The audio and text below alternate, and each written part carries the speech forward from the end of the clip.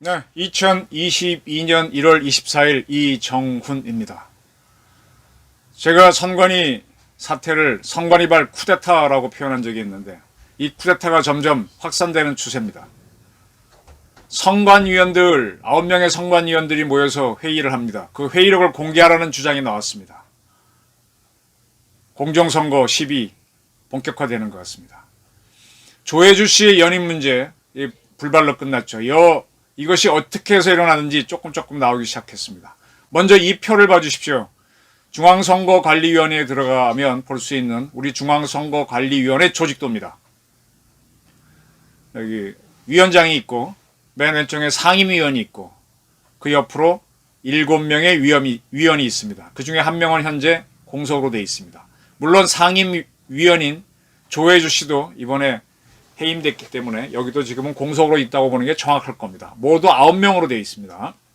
자, 위원장인 노정희 씨는 대법관이죠. 왜 법관을 중앙선거관리위원장으로 임명해야 되는지는 참 저도 의문입니다. 이 사람이 더 공정한가요? 선거는 법으로 하는 행위가 아닌데. 우리 헌법 114조를 보게 되면은 선거관리위원회에 대한 규정이 있습니다. 여기에 보게 되면 이런 내용이 있습니다. 선거관리위원회를 둔다. 세 번째가 보면 위원회 임기는 6년으로 한다라고 되어 있습니다. 6년으로 한다. 연임을 할 수 있다거나 연임을 금지한다는 내용은 없습니다. 연임을 하라는 내용도 없고 하지 말라는 내용도 없습니다.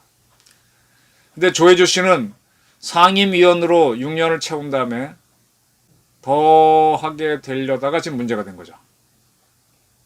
그리고 위원은 정당에 가입하거나 정치에 관여할 수 없다라고 되어 있습니다. 분명히 저기에. 근데 이 조혜주 씨는 문재인 캠프에서 있었던 사람이죠. 그러니까 정치에 관여했던 사람으로 봐야 되죠. 근데 이런 조혜주 씨를 상임위원으로 임명했었고 또 다시 임명하려다가 이번에 제가 선관위 쿠데타라고 표현한 사건으로 연임에 실패했습니다. 이게 어떻게 해서 이런 사태가 벌어진지 조선일보가 오늘자가 좀 보도를 했습니다. 어떤 내용인가 하면 조선일보 보도를 보게 되면 17개 시도 선거관리위원회 간부들이 1월 20일 중앙선관위에 가게 되면 사무처가 있습니다. 거기 사무총장이 있는데 사무총장을 만나 차기 상임위원회 친여 논란이 있는 인사를 임명해서는 안 된다는 입장을 전달했다라는 겁니다. 네. 그리고 이 중앙선거관리위원회 위원은 대통령이 3명, 국회가 3명, 법원이 3명, 대법원에서 3명을 임명하게 돼 있는데 이 중에 대통령이 임명한 선관위원 2명 중에 1명을 서로 호선 방식으로 상임위원회에 임명하면 그럼 대통령이 원하는 사람이 또 상임위원이 되니까 피켓 시위에 나서겠다라고 이들은 뜻을 정했습니다. 아까 다시 표로 돌아가 보겠습니다. 이 표에서 보시면요.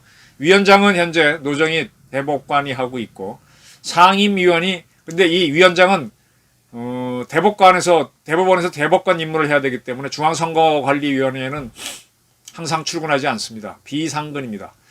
그 다음 맨 왼쪽에 현재는 조혜주라고 되어 있는 이분만 상임위원만 상시 출근을 하고 상근을 하고 나머지 7명의 위원도 상근을 하지 않습니다. 비상근입니다. 이 9명은 국회에서 셋, 그 다음에 대통령이 셋, 대법원에서 3명을 임명하는데 이 중에 상임하는 사람은 상임위원뿐이고 위원장 이하 나머지 7명의 위원도 비상근으로 보시면 좋겠습니다. 네. 그래서 가장 중요한 게 상임위원인데 상임위원이 실질적으로 중앙선거관리위원회를 끌고 나가고 그 밑에 사무처가 있습니다. 사무처의 사무총장이 안살림을 이끈다고 보시면 됩니다. 때문에 상임위원회 문제가 있을 경우에는 사무총장이 실질적으로 가장 중앙선관위에서는 중요한 역할을 하는데 그러한 사무총장 김세환 씨를 전국의 17개 시도인데 선거관리위원회 위원회 간부들이 이 김세환 중앙선관위 사무총장을 만나 친여 인사를 상임위원회에 임명하면 안 된다. 차기 상임위원도 현재 대통령이 임명한 비상임 선관위원 2명 이승택과 정은숙 씨죠. 그 사람 중에 한 명을 호선 방식으로 임명해도 안 된다라고 뜻을 전달했습니다. 이러한 뜻을 김 사무총장은 노정희 중앙선관위위원장한테 전달했고 당시 상임위원인 조혜주 씨한테도 보고를 했습니다. 보고했다고 밝혔습니다. 조선일보에.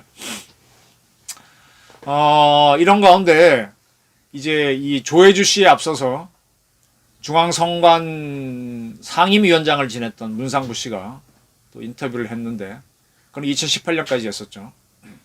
중앙선관위 사무총장을 하다가 상임위원을 지내고 지난 18년 퇴임했었습니다. 그런 다음에 다시 국민의힘의 추천으로 선관위로 추천돼서 국회 인사청문회까지 마쳤지만은 더불어민주당이 다수죠. 다수인 국회가 본회의 상정을 하지 않아서 아직 임명되지 못한 상태입니다. 그런 그가 이번에 조혜주 씨가 사퇴하자 그도 후보직을 사퇴를 했습니다. 그런 그가 이번 사태에 대해서 의견을 밝혔습니다. 뭐라 그러는가 하면 조혜주 상임위원 시절 선관위가 각종 논란에 휘말려 불공정 집단으로 전락한 것에 대해서 선관위 직원들이 불만과 울문이 쌓여있다가 폭발한 것이다. 네, 이건 이해가 됩니다. 그리고 구체적으로 4.15 부정선거 의혹이 있다. 그때 이제 부지자 투표가 이상하다는 거죠. 그 다음에 지난 4.7 재보궐선거 때 현수막 논란이 있었습니다. 계속 여당의 불리한 쪽으로 이렇게 했었죠. 이것 때문에 굉장히 오해를 받는 게 싫었다는 겁니다. 선관위 공무원들은 정치 중립에 매우 예민한데 이게 잘못되면 나중에 굉장히 질타를 받고 조사를 받는다는 걸 알고 있기 때문에 예민하단 말입니다. 그리고 그는 상당히 중요한 말을 했습니다. 상당히 중요한 말을 했습니다. 선관위를 둘러싼 정치 편향 시비를 막기 위해 지금이라도 선관위원회는 중앙선관위원 회의록을 전면 공개하라. 네, 그러면 지난 4.7 보선 또 4.15 총선 때 선거관리위원들이 어떤 이야기를 했는지가 적나라하게 드러나죠. 그리고 그런 이런 이야기를 했습니다. 곰팡이는 햇빛을 쬐어주면 사라지기 마련이다. 정치 평양 의심받는 선거위원들도 회의록이 공개되면 이렇게 회의록 공개되는 시스템으로 가게 되면 앞으로는 정치 편향을 못할 것이다. 네, 그러니까 이런 시스템을 만들자는 제의를 한 겁니다. 이 선관위가 문제가 됐던 거는 보궐선거 외하죠. 내로남불 같은 문구를 못 쓰게 했는데 이런 것들이 지난 보궐선거 때는 여당을 도와주는 걸로 많이 회자가 됐었죠. 또 4.15 총선 때는 비례자유한국당이라는 이름을 불어한 바가 있었죠. 그때도 조혜주 씨가 상임위원이었고. 그래서 계속 논란이 있었습니다.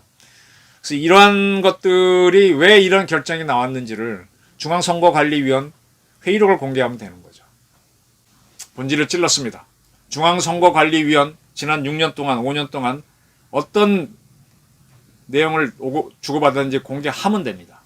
자, 선거관리위원회 위원들의 쿠데타 그 종착점은 회의록 공개입니다. 이 회의록 공개를 한번 국민 여러분들이 요구하시고 이루어지는지 또 조혜주에 의해서 또 대통령이 임명한 선거관리위원을 상임위원으로 임명하려고 하는지 지켜보시고 그 문제에 대해서 선거 중립에 대해서 한번 따져보시기 바랍니다.